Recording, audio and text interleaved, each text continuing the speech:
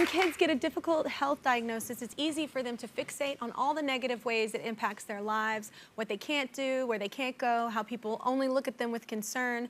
But our next guest is helping kids rewrite their narrative and focus on their strengths, and she does it by turning them into comic book heroes, boys and girls who can fly, who can cast spells. There's even one who has a magical fryer on her hip to have hot, fresh French fries at the ready, which is my kind of kiddo. To date, she has helped create more than 1,700 characters worldwide. We call her a rad human. All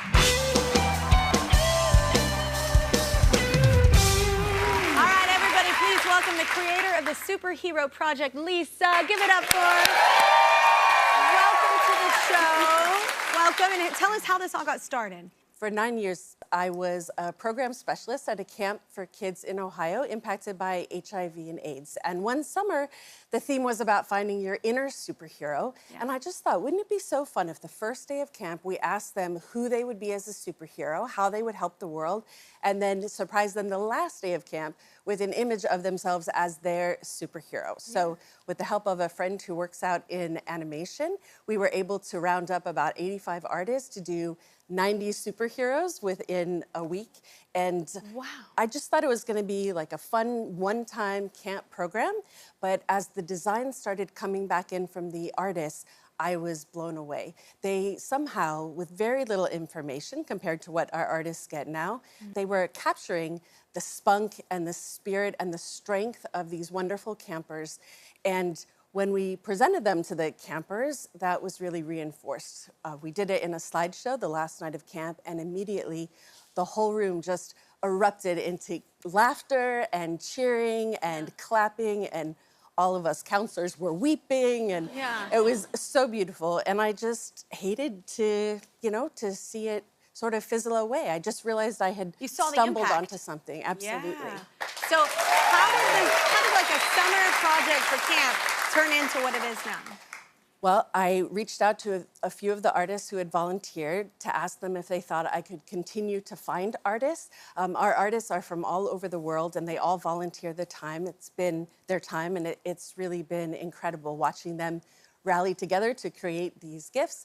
But I started at our local children's hospital, just interviewing kids in the pediatric and adolescent oncology and hematology units. Yeah. And it was the same thing. I'd knock on the door, go in the room, explain who I was, find out all about who they were beyond a diagnosis. We never talked about anything medical, and really talk about... Which is probably nice. It is. And a lot of parents especially talk about that as being a really important part of the interview, because parents are always being asked to describe what the problems are, what the deficiencies are, what needs to be fixed, what needs to be dealt with.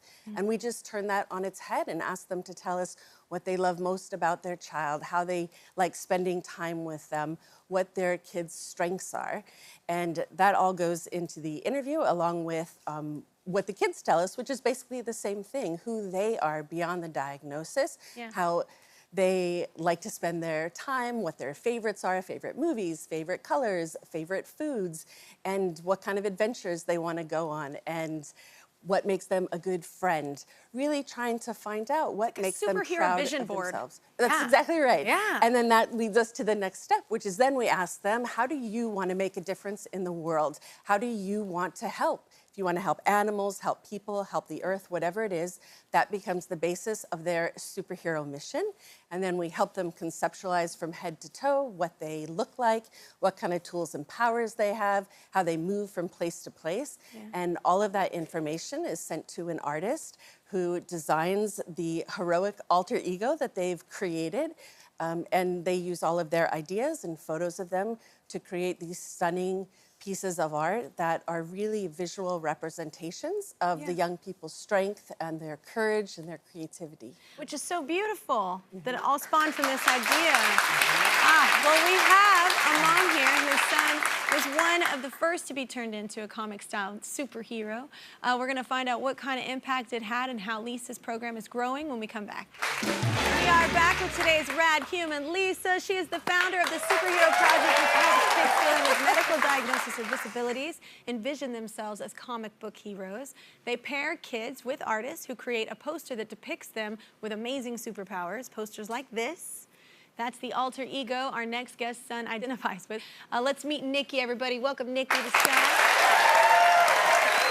So tell us about Richie and tell us about his experience with the Superhero Project. Well, Richie is a 13-year-old now, so he's in all of the teenager things, including video games, etc. But he is a cheerful kid, a friendly kid. He's so polite and sweet and very charming. Yeah. He has a rare medical condition called RYR1, congenital fiber type disproportion myopathy. It's a thing you learn to say when your kid has that condition. I was going to say, wow, how long did that take to learn? Right, yeah. Not that long, actually. Yeah. But I actually had some experience with that because my sister also had the same rare genetic condition. Oh. So Richie was born with what looked like a disability from the start, and we knew that. And he was in the hospital quite a lot. He was in the NICU. He was trached, so he had a tracheostomy and a ventilator for his first 3 years of life. Oh, man. So just a really complex medical journey that is still complicated even at the age of 13. So it was a rough medical journey in the start, and we spent so much time in hospitals and in the healthcare system that's really kind of what got my advocacy started and got me looking for things to really bring some joy and pleasantry into our life. Because it's very serious what's happening. Yeah. And so it's nice to bring some kind of joy, some kind of fun in there too. Yeah, definitely. So Richie got involved with the Superhero Project when we heard about it after a hospital stay, and we were at an appointment, and I arranged to have him meet Lisa. Lisa shows up, and she says, I'm going to do this interview with him. So I kind of sat like maybe 10 feet away to listen to the interview, but I let her do her thing. Yeah. And I could hear the conversation, and he's like giggling and hamming it up. And I'm thinking, I have no idea what she's getting out of this kid right now because he was so silly, you know, and he's telling jokes and all those things.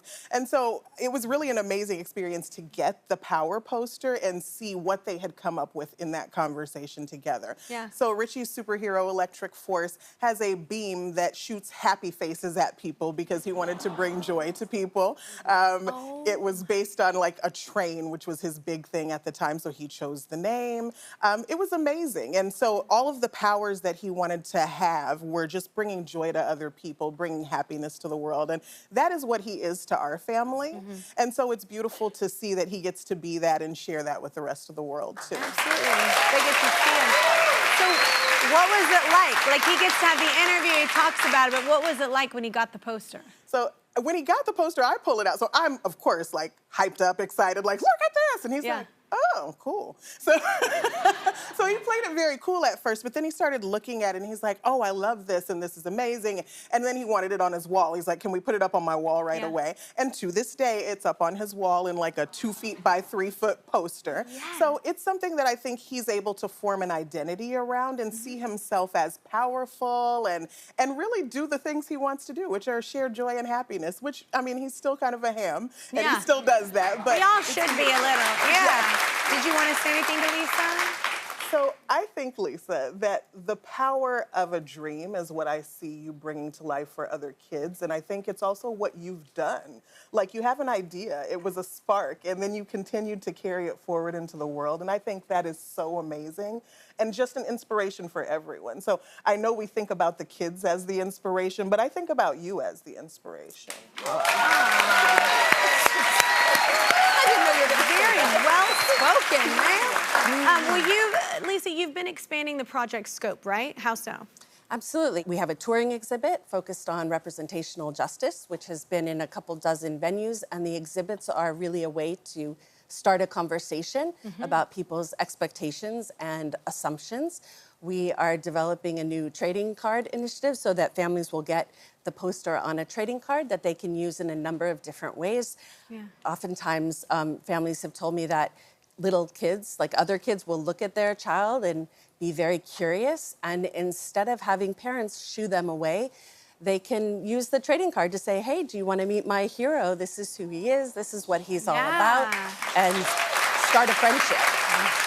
So cool, and then I'll start trading it. Oh my God, that's a great idea. Well, Scholastic books are filled with characters who inspire kids to be brave, confident, and uniquely themselves. They love the incredible work the Superhero Project is doing, so do we. So they are donating $5,000 just to pitch in to help out in any way they can. What you're doing is so cool. It's so important. Thank you. Connection is so important. That was the most important thing I think you said, that the community really seeing them, you know, and seeing for who they are. And then being able to see themselves too, like any kid, like even my kids are 8 and 10, and it's like you got to kind of show them a mirror sometimes and be like, no, you're seeing the negative, but look at you doing this. It's incredible what you're doing, so thank you. Thank you. It's a really important thing.